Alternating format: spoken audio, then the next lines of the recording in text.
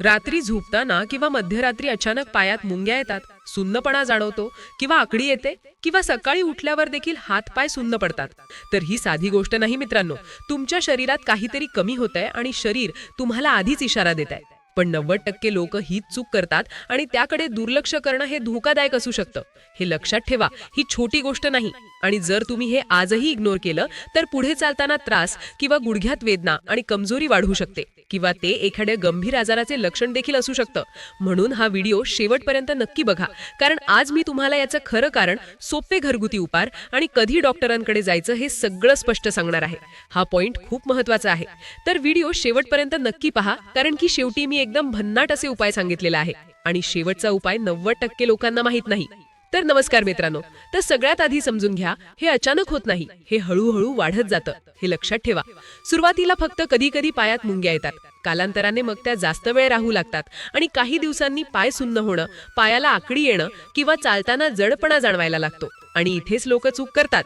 कदाचित तुम्हालाही असंच वाटत असेल.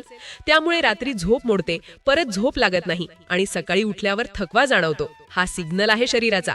आणि इथेच बहुतेक लोक मोठी चूक करतात. ते याकडे नेहमीच दुर्लक्ष करतात. तुम्हाला वाटतं की हा थकवा आहे, आपण पुरेशी झोप घेतली की सगळं ठीक होईल किंवा त्रास झाला की गोळ्या औषधं घेतल्या तर बरं होईल.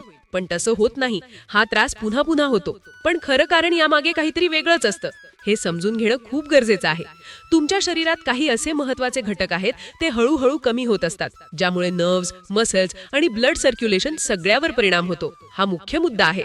म्हणूनच रात्री मुंग्या येणं ही फक्त एक छोटी समस्या नसते, तर हा एक मोठ्या समस्येचा सुरुवातीचा इशारा असतो, जो पुढे जाऊन मोठा त्रास देऊ शकतो. म्हणूनच आता आपण पाहूया नेमकं यामागचं कारण काय असतं. आता सगळ्यात महत्वाचा प्रश्न, हे होतच का? याचं सगळ्यात मोठं कारण आहे आपल्या नर्व्स नीट काम करत नाहीत. आता आपण थोडं सोप्या भाषेत समजून घेऊया. आपल्या मेंदूपासून ते पायांपर्यंत सतत सिग्नल्स जात असतात, ज्यामुळे आपल्याला स्पर्श जाणवतो, हालचाल करता येते. पण जेव्हा हे सिग्नल्स नीट पोहोचत नाहीत, तेव्हा पाय सुन्न होतात, मुंग्या येतात. असं तुमच्यासोबत देखील होतंय का? कमेंटमध्ये नक्की सांगा. तुम्ही कधी नोटीस केलंय का, एकाच पोझिशनमध्ये जास्त वेळ बसलात किंवा पाय दुमडून बसलात तर उठताना पाय पूर्ण सुन्न झाल्यासारखा वाटतो आणि उठल्यावर काही मिनिटे किंवा काही सेकंद चालतही येत नाही, पाय अजिबात कामच करत नाहीत. हे सगळ्यांबरोबर होतं. हेच छोट्या प्रमाणात रोज घडत राहतं, म्हणून रात्री मुंग्या येतात. आता दुसरं महत्वाचं कारण आहे रक्तप्रवाह, ब्लड सर्क्युलेशन कमी होणं. हा पॉइंट खूप महत्वाचा आहे.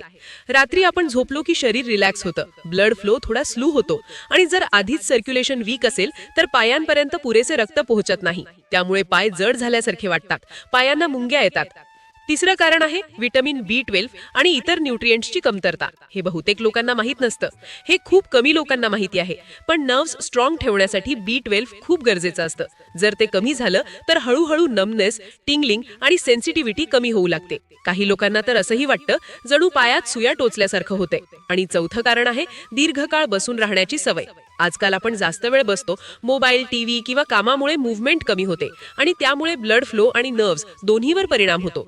म्हणजे तुम्ही पाहिलत, ही समस्या फक्त थकवा नाही, तर शरीरातील नर्व्स आणि सर्क्युलेशन दोन्ही कमकुवत होत असल्याचा संकेत आहे. म्हणूनच आता सगळ्यात महत्वाचं म्हणजे हे थांबवण्यासाठी आपण काय करू शकतो ते पाहूया. सगळ्यात आधी एक हटके पण खूप इफेक्टिव्ह उपाय आहे. झोपण्याआधी पाय उंच करून 5 मिनिटं भिंतीला टेकवा. हा उपाय खूप पॉवरफुल आहे. आता हे कसं करायचं? जमिनीवर पाठ टेकून झोपा आणि दोन्ही पाय सरळ वर करून भिंतीला टेकवा. पाय पूर्ण सरळ ठेवा आणि शरीर रिलॅक्स ठेवा. साधारण 5 मिनिटं अशीच पोझिशन ठेवा. जर सुरुवातीला अवघड वाटलं तर 2 ते 3 मिनिटांपासून सुरू करा आणि हळूहळू वेळ वाढवा. यामुळे पायांमध्ये अडकलेला ब्लड फ्लो परत वर येतो, प्रेशर कमी होतं आणि मुंग्या येणं खूप कमी होतं. आता दुसरा उपाय पाहूया, हलकी स्ट्रेचिंग. हे रोज केलं तर बेस्ट रिझल्ट मिळतो. हे बसून करायचं आहे, उभं राहून नाही.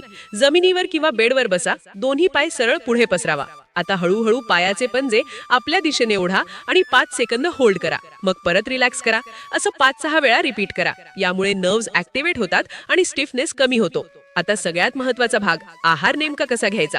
हा पॉइंट स्किप करू नका. सर्वात आधी दूध आणि हळद. हो मित्रांनो, रात्री झोपण्याच्या 30 मिनिट आधी 1 ग्लास गरम दूध घ्या. डेली केलं तर रिझल्ट मिळतो. आता दुसरा पदार्थ आहे शेंगदाणे किंवा बदाम. हे रोज खाल्ले तर मसल्स रिलॅक्स राहतात.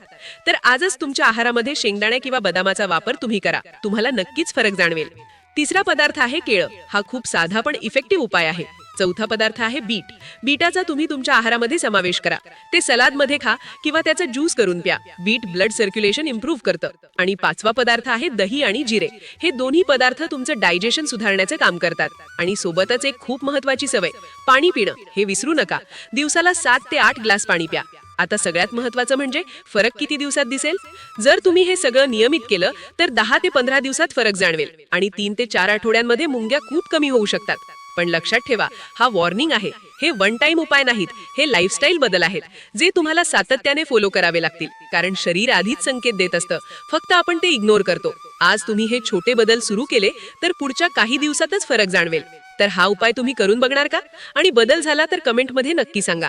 जर हा व्हिडिओ उपयोगी वाटला असेल तर एक छोटंसं काम करा. हा व्हिडिओ त्या व्यक्तीला पाठवा ज्यांना हा त्रास आहे. आणि अशाच हेल्थ टिप्ससाठी चॅनलला सबस्क्राईब करा. कारण पुढच्या व्हिडिओमध्ये मी सांगणार आहे असे 3 पदार्थ जे तुम्ही रोज खाताय आणि तेच तुमच्या शरीरात कमजोरी वाढवताय.